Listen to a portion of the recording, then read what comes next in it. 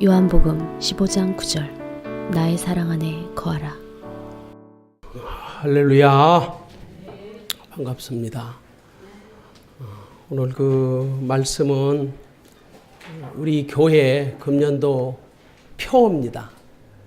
금년도 우리 교회를 이끌어가는 표어를 제가 성경고 교환으로 만들어 봤습니다. 계속 지금 이런 한 달 동안 저희 교회에서는 사랑에 관한 메시지만 전가하게 되고, 이제 아마 제가 좀 철이 좀 든 것 같아요. 제가 보니까 하나님의 사랑에 대해서 갈급함이 있고 목마름이 있고 배고픔이 있고 거기에 대한 좀 더 깊은 것을 깨닫기 원하는 거 보니까 이제 철이 들어가는 거구나 이런 생각을 하면서, 뭐 아무리 뭐 잘한 것 있고 어떤 것이 있을지라도 결국은 사랑 외에는 다른 게 없더라고요. 성경 아무리 많이 하면 뭐합니까? 뭐 기도 많이 하면 뭐합니까? 뭐 성경 공부 많이 하면 뭐합니까? 결론은 딱 하나더라고요. 하나님의 사랑이 우리 안에 있으면 된다. 답은 딱 하나예요. 답은. 그래서 금년에 이끌어간 우리 교회의 표가 요한복음 15장 9절이거든요. 나의 사랑 안에 거하라. 새벽에 주신 말씀을 제가 11월 달에 받고 이 말씀을 가지고 계속 묵상하면서 금년도를 이끌어가는 표가 됐습니다. 우리 한번 15장 9절, 요한복음 15장 9절 그 지문을 한번 읽어보도록 합니다. 아버지께서 나를 사랑하신 것 같이 나도 너희를 사랑하였으니 나의 사랑 안에 거하라. 여러분, 세상에 사랑을 모르는 사람이 어디 있겠어요? 다 사랑을 노래하죠. 뭐 이방인들도 마찬가지고, 세상에 연속곡이나 뭐 극장의 영화나 테마가 다 사랑이잖아요. 그런다고 해서 그들이 다 사랑을 알까? 사랑의 원리를 누가 알까요? 한두 마디 단어를 가지고 사랑이라고 정의할 수 있는 성질이 아니에요. 사랑은. 이 사랑은 정말 하나님만 답을 할 수 있고, 왜? 하나님이 사랑의 시작이시고 또 사랑에 속한 분이시고 하나님이 사랑이시기 때문에, 결론적으로 하나님만 사랑에 대해서 명쾌하게 답을 줄 수 있는 분이다.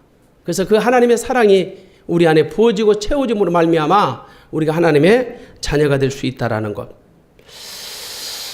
여러분, 세상을 하나님이 다 사랑으로 창조하셨죠. 그리고 사랑으로 운행하시고요. 그리고 결국은 사랑으로 보존하실 겁니다. 그래서 성경은 하나님의 사랑의 편지고 성도는 하나님의 사랑을 입은 자입니다. 그러므로 사랑은 하나님의 본질이고 또 복음의 본질이고 기독교의 본질이라기도 과언이 아닙니다. 이 묵상이라는 코너에 보면 제가 이 말씀이 너무 좋아서 옮겨봤습니다. 이 베스티안이라는 생물학자가 아주 흥미로운 사실을 발견했습니다. 어떤 거미들이 나뭇가지나 가시덤불에서 새끼를 부화하고 살다가 위험한 일이 생기면 즉시 자기 새끼에게 달려가서 그 새끼의 위경에서 건져주는 거예요. 어떻게 저렇게 빠른 속도로 가서 지켜줄 수 있을까 하고 유심히 관찰을 했어요. 그랬더니 아주 큰 비밀이 있더라고요. 그 엄마의 몸과 그 새끼 거미의 몸에 명주실처럼 가느다란 실이, 정말 보일락 말락하는 실이 연결되어 있더라는 거예요. 그래서 그 근동에서 어미 거미가 일하다가 새끼 거미가 위경에 처하면 움직이게 되고, 그러면 줄이 팽팽해지잖아요. 그러면 그 속도를 가지고 빨리 달려가서 자기 새끼를 구원해 주더라는 거예요. 자, 여러분 보십시오. 이렇게 하찮은 미물도 본능적으로 감각적으로 사랑을 표현해내는데, 하물며 하나님이 당신의 형상대로 지음받은 자기 인간에게 어떤 사랑을 펼치실까?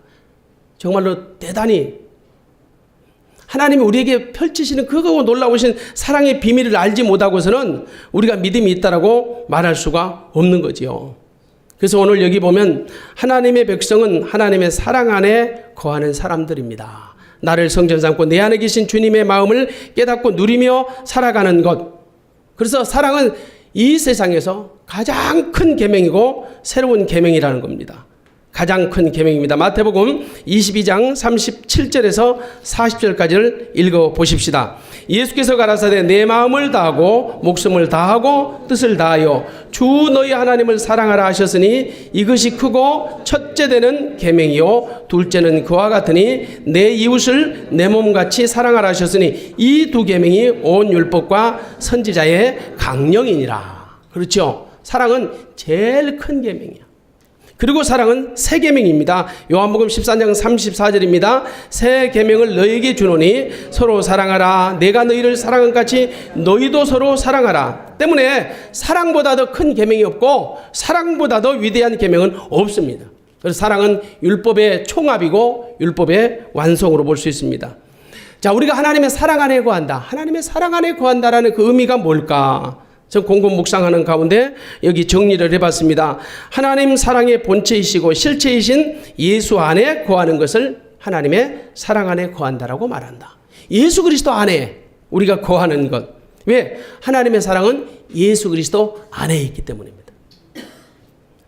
하나님의 사랑은 독생자를 아끼지 않고 십자가에 내어주신 사랑이고, 독생자 예수님의 사랑은 아버지의 사랑에 전적으로 순종하여 자기를 희생하신 사랑입니다.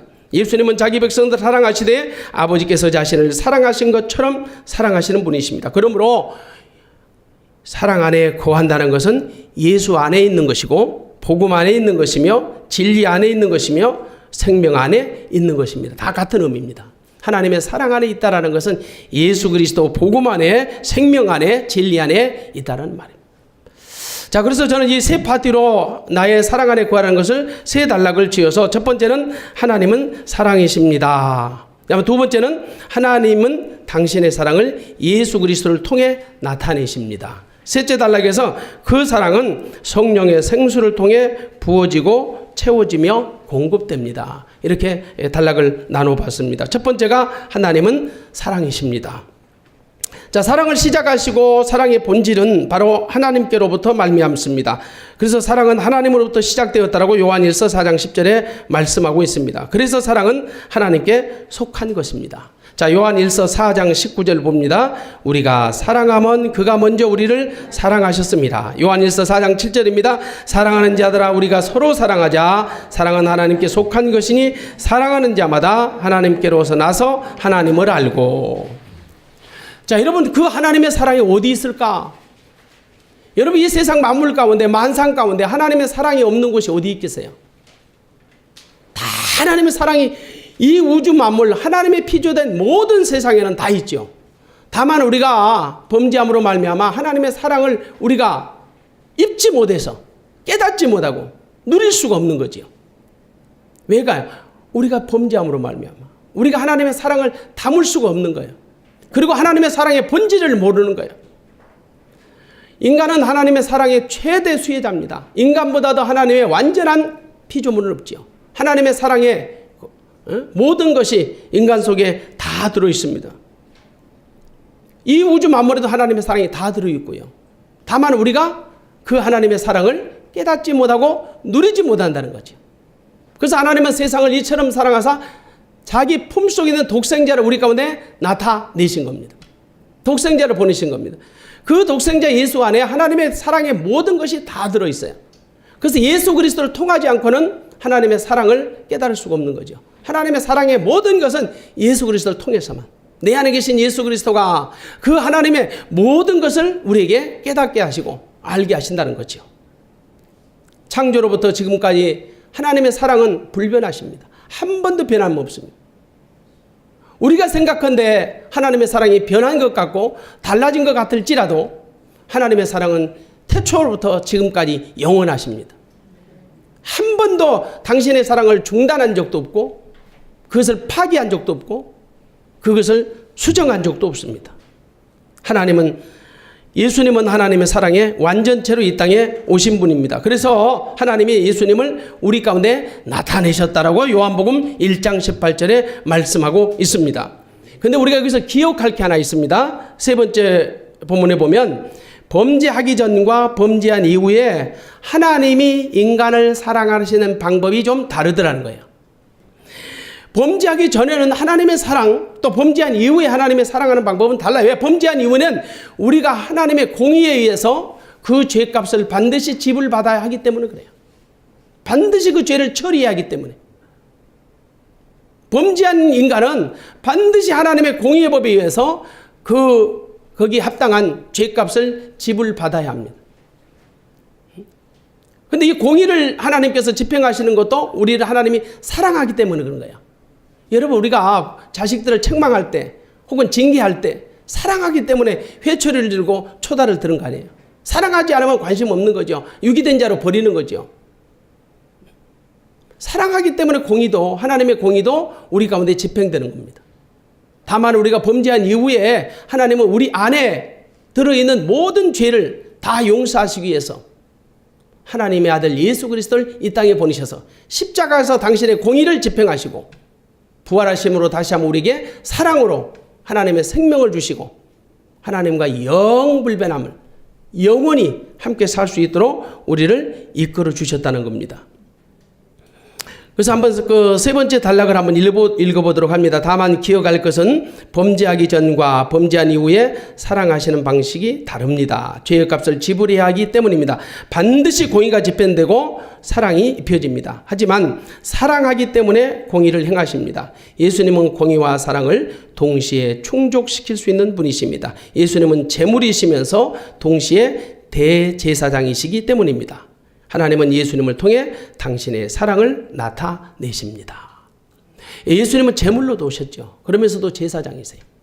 제물은 하나님의 공의의 법에 의해서 공의로 우리의 죄값을 지불하시는 방식이에요. 제사장은 우리를 사랑하사 하나님과 우리가 결속해서 한 생명으로 연합할 수 있도록 이끌어 가시는 방식입니다. 그러므로 하나님은 우리에게 아들 예수 그리스도를 통해서 아낌없는 사랑을 다 베풀어 주세요.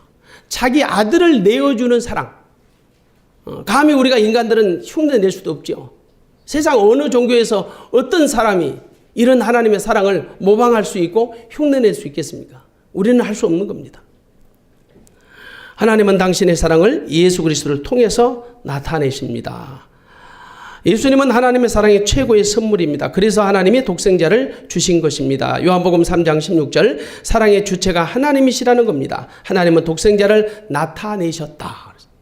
요한복음 1장 18절에 보니까 품속에 있는 독생하신 성자를 우리 가운데 나타내셨습니다. 예수님은 나타내신 바 되셨다라고 베드로전서 1장 20절에 말씀합니다. 여러분, 나타내신 것과 나타내신 바 된 것은 달라요. 나타내신 것은 주체가 하나님이세요. 나타내신 바 된 것은 바로 주체이신 하나님에 의해서 자기대로 오시지 아니하고 하나님에 의해서 우리 가운데 오신 겁니다. 그래서 제가 언젠가도 말씀해요. 나타내신 것은 영적인 능동태예요. 나타내신 바 된 것은 예수님은 영적인 수동태로 전혀 달라요. 하나님이 보내시지 않으면 아들 예수는 이 땅에 오실 수 없죠. 하나님의 보내심을 입은 자, 하나님은 또 보내심을 입은 자입니다. 그래서 예수님도 사도예요, 사도. 어찌 보면 대제사장이시면서 선지자이시면서 하나님으로부터 보내심을 받은 자. 때문에 하나님의 사랑이 예수 안에 있다는 사실을 아는 사람은 복된 사람이요, 믿는 사람은 더욱 복된 사람입니다. 그런데 믿는다고 하면서도 사랑에 민감하거나 둔감한 자가 있습니다. 그것은 그리스도와의 신령한 교제의 차이입니다. 대부분의 사람들은 자기들이 원하는 대로 되어질 때 하나님이 자기를 사랑하신다고 말합니다. 그런 자들은 자기들 기준으로 하나님의 사랑을 판단하고 결정합니다. 하나님의 사랑을 인간의 수준으로 격화시킨 겁니다. 대부분의 사람들은 자기가 어떤 시험에 합격했다는 혹은 건강이 주어졌다거나 어떤 재물을 얻었다거나 자기가 원하는 기준에 만족되었을 때 하나님이 나를 사랑한다고 얘기를 합니다. 이 사랑은 굉장히 위험합니다. 이런 사랑은 완전하지 않습니다. 어떤 자기에게 명예나 돈이나 권세나 자녀들이 어떤 원하는 그 기대치에 합당하게 될 때 하나님이 당신을 사랑했다라고 고백합니다. 이런 사랑은 하나님의 사랑이 아닙니다. 그리 아니하실지라도 사랑하시는 그 사랑을 믿는 자가 진정한 하나님의 사랑을 아는 사람이에요.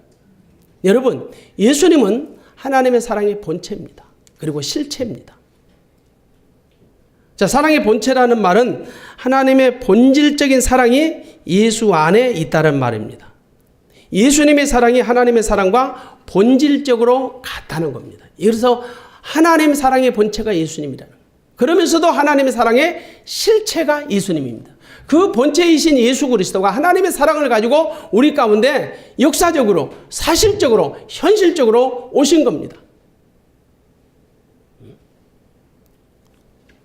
그분은 하나님의 사랑을 가지고 친히 우리 가운데 육신으로 나타나셨습니다. 이것이 사실이기 때문에 우리 예수님은 사랑의 실체라는 겁니다. 분명히 예수님은 당신 안에 하나님의 사랑을 모든 제자들에게 혹은 모든 무리들에게 그리고 오늘 우리 그리스도인들 모두에게 다 보이셨습니다. 그리고 나타내셨습니다. 그러므로 예수를 믿는 것은 결국은 하나님의 사랑 안에 있는 자다. 예수를 믿는 것이 하나님의 사랑을 받아들이는 것이다 라는 뜻입니다. 자, 세 번째 보면 예수님의 사랑은 실제적입니다 그랬습니다. 예수님의 사랑은 추상적이지 않습니다. 관념적이나 이론적이지 않습니다. 분명히 말씀드리지만 그리스도는 우리를 하나님과 사랑의 띠로 동여맸습니다. 그리고 사랑의 줄로 묶었습니다. 자, 그리스도는 사랑의 줄로 묶여진 것입니다. 그 사랑의 줄은 바로 사람의 줄입니다. 사랑의 줄이 사람의 줄이라. 자, 호세아서 11장 4절을 같이 한번 읽어봅니다. 내가 사람의 줄, 곧 사랑의 줄로 저희를 이끌었고 저희에게 대하여 그 목에서 멍에를 벗기는 자같이 되었으며 저희 앞에 먹을 것을 두었었노라. 여러분, 여기서 사랑의 줄이 사람의 줄이래요. 그 사람의 줄은 뭘까요? 사람의 줄은, 동물의 줄은 억지로 매는 줄입니다. 여러분, 개 목에다가 억지로 매는 거예요. 동물은. 소도 억지로 매는 거예요. 그러나 여러분, 사랑의, 하나님 사랑의 줄은, 사람의 줄이라고 하는 것은 사람과 대화가 가능하고 인격이 통하고 얼마든지 우리가 인지할 수 있는 거죠. 하나님은 우리를 인격적으로 다루세요. 너무나도 자상하시고 너무나도 고귀하신 그분이 우리를요 인격적으로 다루신다고. 개, 돼지처럼 다루시지 않는다는 거예요. 동물의 줄이 아니고 사람의 줄로 대화가 통하고 사상이 통하고 믿음이 통하는 그런 관계로. 얼마나 위대한 사랑입니까? 그래서 이 하나님이 우리에게 주신 사랑의 줄은 바로 사람의 줄이에요. 우리는 하나님의 사랑을 얼마든지 인지할 수 있습니다. 충분히 우리가 인식할 수 있습니다. 근데 율법의 줄은요, 동물의 줄이에요. 율법은 억지로 강제로, 물리적으로 묶여가지고 안 할 수 없도록 하기는 하지만 기쁨도 없고 감사도 없고 하다가 그냥 지치고 그러다가 토덜대고 그러다가 이런 삐지고 그러다가 교회 옮기고 이런 일 우리가 목회 현장에서 다반사로 보잖아요. 설마 저 인간이, 설마 저분이, 우리 이렇게 얼마나 충격 많이 받습니까? 이게 실질적으로 다 동물의 줄이에요. 어찌 보면 율법의 줄 자체가. 저는 이 말씀이 굉장히 큰 은혜가 되더라고요. 아, 사랑의 줄은 사람의 줄이구나. 그렇구나. 우리가 하나님과 충분히 하나님과 사랑을 대화할 수 있구나. 마치 솔로몬과 술람미의 그 사랑의 대화처럼 얼마든지 가능한 사랑이구나. 동물적인 감각이나 본능을 가지고 되어진 사랑이 아니라 충분히 우리 안에 주인 하나님의 형상을 인격적으로 하나님이 다루시는 크고 놀라우신 사랑의 비밀들을 이 말씀을 통해서 우리가 깨닫게 됩니다. 자, 그렇다면 그 사랑은 성령의 생수를 통해 부어지고 채워지며 공급됩니다. 성령이 아니면 하나님의 사랑을 알 수가 없습니다. 여러분, 성령은 예수님의 가르침을 생각나게 하고 예수를 믿게 하며 예수를 증거하시는 그리스도의 영이십니다. 요한복음 14장 27절입니다. 보혜사 곧 아버지께서 내 이름으로 보내실 성령, 그가 너희에게 말한 모든 것을 생각나게 하시리라. 때문에 성령께서 우리 안에 하나님 사랑의 실체이신 예수를 그리스도로 믿게 하십니다. 성령이 아니면 아무도 예수를 그리스도로 영접할 수 없습니다. 고린도전서 12장 3절입니다. 또 성령으로 아니하고는 예수를 주시라 할 수 없느니라. 성령이 아니면 예수를 믿을 수 없고 예수를 믿지 아니하면 하나님의 사랑을 알 수 없습니다. 할렐루야.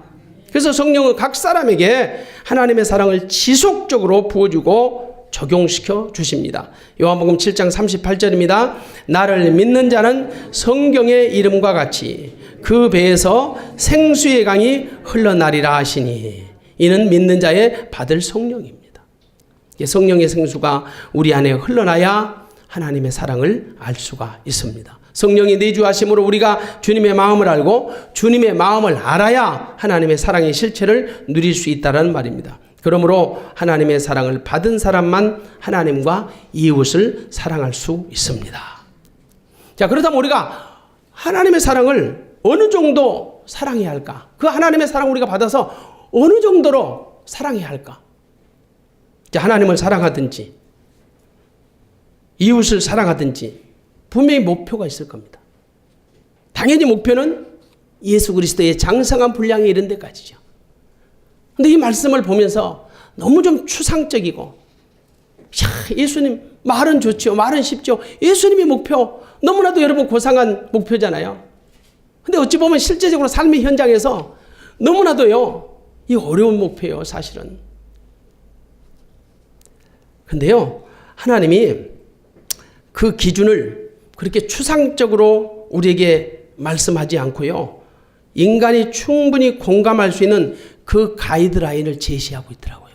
저 성경에서 제가 발견했어요. 여러분도 다 아는 사실이에요.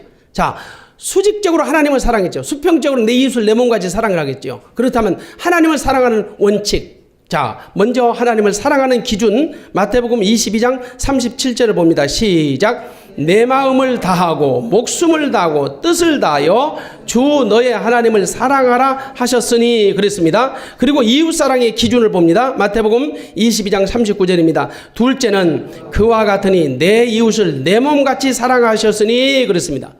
여러분, 마태복음 22장 37절이나 마태복음 22장 39절 하나님 사랑이나 이웃 사랑 다 기준이 누굽니까? 자기예요, 자기. 자기입니다. 내 마음처럼, 내 마음처럼.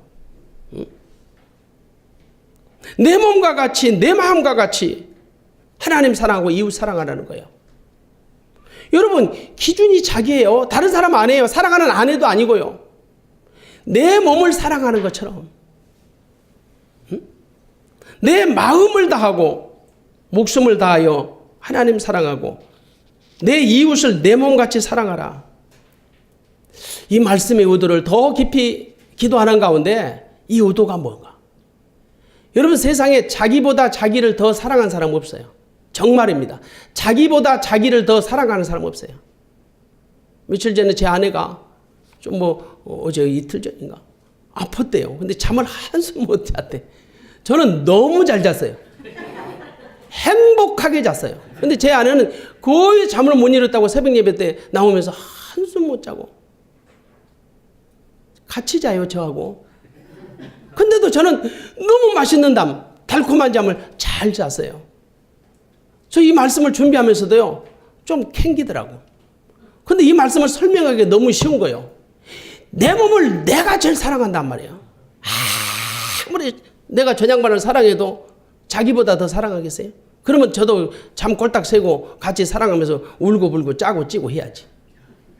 근데 저는 콜콜 자고 제 양반은 한숨 못 자고 새벽 예배 온 거예요. 여러분, 누구도 마찬가지예요. 자기 자신보다 자기를 더 사랑하는 사람은 하나도 없어요. 너무나도 선명하잖아요. 여러분, 하나님 사랑하는 거 다른 사람같이 사랑할 필요 없어요. 내 안에 하나님이 주신 그 믿음의 분량만큼 내 몸을 아끼고 나를 사랑하듯이 하나님 사랑하면 됩니다. 저는 그렇게 봅니다. 이웃도 마찬가지예요. 누구같이 막 돈도 없으면서 돈을 막 은행에서 융자내가지고 도와주라는 뜻도 아니고요. 응? 있지도 않은 건강 그걸 가지고 막 강짜해가면서 사람들을 도우라는 얘기도 아니에요. 마치 내 수준에 맞는 내 몸을 사랑하듯이 그렇게 다른 사람을 사랑하고 하나님을 사랑하면 되는 거죠. 모든 사람이 다 똑같지 않잖아요. 여러분, 다 주기철 목사님 같이 다 그렇게 순교적인 정신으로 우리 시대에 다 살아야 믿음 좋은 걸까요? 아니에요. 다 각자에 맞는 분량의 믿음들이 있어요. 근데 그래도 자기 생명은 자기가 제일 아껴요. 최고로 아껴요. 아무리 사랑하는 사람이 옆에서 수발한다 할지라도요, 그건 분명히 한계가 있어요. 나보다 나를 더 정확하니 아는 거 없어요. 그러니까 답이 나오더라고요. 하나님을 어떻게 사랑하면 될까? 내 마음을 다해 사랑하면 돼요. 내 마음에 있는 대로. 내 이웃을 어떻게 사랑할까? 내 몸을 사랑하듯이 사랑하면 돼요. 내가 어디 아플 때 금방 여러분 느끼잖아요. 내 몸이 불편할 때 금방 느끼잖아요. 내가 외로울 때 금방 인식이 가능하잖아요. 내가 고통당할 때 금방 깨닫잖아요. 그와 같은 믿음으로 하나님을 사랑하면 돼요. 그리고 이웃을 사랑하라는 거예요. 여러분, 사랑의 본질은 같습니다. 아가페라는 하나님의 사랑의 본질은 같아요. 근데 사랑을 표현하는 방식이나 수준은 사람마다 다릅니다. 근데 하나님이요, 이룰 수도 없는, 드릴 수도 없는 사랑을 하나님이 요구하지 않아요. 사랑하더라, 저 하늘에 가서 저 별을 좀 따다 줄 수 있겠니? 그거 아니에요. 절대 하나님 그런 쇼 안 하십니다. 이룰 수도 없는 사랑, 드릴 수도 없는 사람, 할 수도 없는 사랑 하나님이 요구하지 않아요. 내 몸으로 체감할 수 있고 인식할 수 있고 내가 공감할 수 있는 그런 정도에서 하나님은 나에게 사랑을 요구하신단 말이에요. 또 우리에게 이웃 사랑도 그와 같은 범주 내에서 사랑하라고 요청하고 계시고요. 그러니까 훨씬 실제적이죠. 그리고 분명히 공감이 되죠. 인식이 가능하니까. 누구나 우리가 내 몸같이 아끼듯이, 아, 내가 저 상황 되면 아프겠구나, 내가 저 입장 되면 그러겠구나, 이렇게 여러분 반대 입장을 가지고 있으면 얼마든지 내가 공감할 수 있고 그 사람을 내가 사랑으로 쾌유할 수 있더라고요. 우리 권사님 한 분이 기도 참 깊이 하시는 분이에요. 주님의 음성도 듣고요. 근데 최근에 전도를 하나 했는데, 전도하는데 이분이 정말로 애정을 다 쏟았어요. 참 착한 권사님입니다. 아프다니까 약도 지어다 드리고, 반찬도 만들어다 드리고. 그래서 애정을 쏟아가면서 택시 운전하신 분인데, 그분을 그래도 나름대로 아주 기도 가운데 많은 애정을 쏟아가면서 전도를 해가지고 교회를 자꾸 출석을 시켜요. 근데 자기가 원대로 안 되는 거야. 이게 뭐 새신자가 그게 쉽겠어요? 자기의 코드대로 안 움직여지는 거예요. 이게 낙심을 해가지고 이분이 제 차를 타면은 항상 그런 얘기들을 했어요. 그냥 포기해버릴까요, 목사님? 자기는 나름대로 사랑을 다 애정을 쏟았는데 그 사람의 반응이 피드백이 없는 거예요. 그러니까 낙심이 되죠.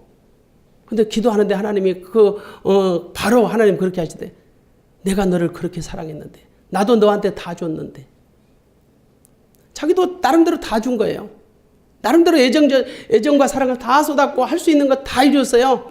그거 다 해줬는데 그 사람이 자기가 원하는 것에 미치지 못하니까 낙심하고 실망해서 그렇게 투덜대니까 하나님이 그렇게 말씀하시대. 나도 너에게 다 줬다. 나도 나에게 할 만큼 했다. 마치 그런 식으로. 제가 직접 들은 얘기가 아니고 제 사모를 통해서 들었기 때문에 정확하니 여러분들에게 전달은 됐는지 모르겠지만 아무튼 그런 의도예요. 하나님도 그에게 아낌없이 다 줬는데 그 전도자에게 약간의 좀 선행을 베풀고 사랑을 베풀어서 그 자기가 원하는 코드들이 안 된다고 낙심하는 그 권사님을 향해서 나도 너에게 할 만큼 했고 줄 만큼 줬고 나도 너에게 아낌없이 사랑했다. 그래서 하나님 죄송해요. 하나님 죄송해요. 바로 고백했다는 거죠. 맞습니다, 여러분. 정말 우리가 하나님을 사랑하든지 이웃을 사랑하든지 방법은 정말 내 몸을 사랑하듯이 그렇게만 하면 답은 나오겠다라는 생각을 합니다.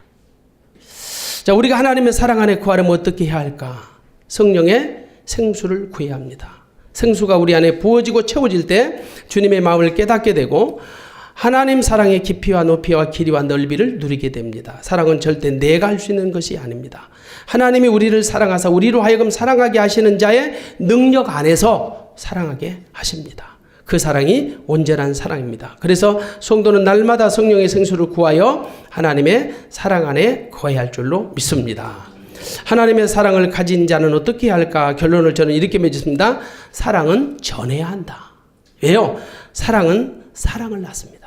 우리 그렇죠? 생명이 생명을 낳는다고. 사랑은 사랑을 낳습니다. 사람은 좋은 정보가 있으면 가장 좋은 사람에게, 사랑하는 사람에게 먼저 전하고 싶어 합니다. 하다못해 이런 백화점 세일만 해도요, 가장 친한 사람에게 그 코트 50% 세일한다고 전화해 주는 거예요. 간단한 물건 하나만 있어도 쇼핑할 때 여러분 정보만 있어 보세요. 제일 먼저 사랑하는 사람에게 전화해서요, 빨리 오라는 거예요. 마찬가지. 하나님의 사랑은 인간이 줄 수 있는 최고의 정보입니다. 때문에 이 복된 정보를 모든 사람에게 전해야 할 줄로 믿습니다. 여러분, 사도 요한은 요한일서 3장 18절에서 자녀들아 우리가 말과 혀로만 사랑하지 말고 오직 행함과 진실함으로 하자. 그렇게 당부합니다. 여기서 행함은 사랑의 역동성을 얘기합니다. 이 진실함은 사랑의 내면적인 것을 말씀합니다. 강조가 다르지만 같은 겁니다. 그래서 우리가 입술과 말로 혀로만 사랑하지 말고 정말 행함과 진실함으로 하는 저와 여러분들이 되어야 할 줄로 믿습니다. 때문에 하나님의 사랑을 전하는 것은 우리의 사명이고 의무인 줄로 믿습니다. 우리 모두 우리 안에 계신 예수 그리스도를 통해서 하나님의 사랑이 날마다 부어지고 채워지고 흘러 넘쳐서 이 사랑을 날마다 전하지 않고는 견딜 수 없는 거룩한 고통이 우리 안에 있을지라도 마땅히 부득불 이 복음의 사랑을 전하는 자 되어지시기를 주님의 이름으로 축복합니다. 기도하겠습니다. 사랑의 아버지 하나님 감사합니다. 이 시간 주신 말씀 하나님의 사랑의 본체이시고 실체이심으로 아들을 통해서 우리에게 나타내시고 그 아들의 하나님의 사랑의 모든 것을 우리 안에 심어주시고 이끌어주시고 인도하셔서 우리를 하나님의 자녀 삼아주신 것 감사합니다. 날마다 우리 안에 성령의 생수가 가득가득 부어지고 채워지고 흘러 넘치게 하셔서 하나님의 사랑을 깨달아 알 수 있도록 역사해 주옵소서. 감사하며 예수님 이름으로 기도하옵나이다. 아멘.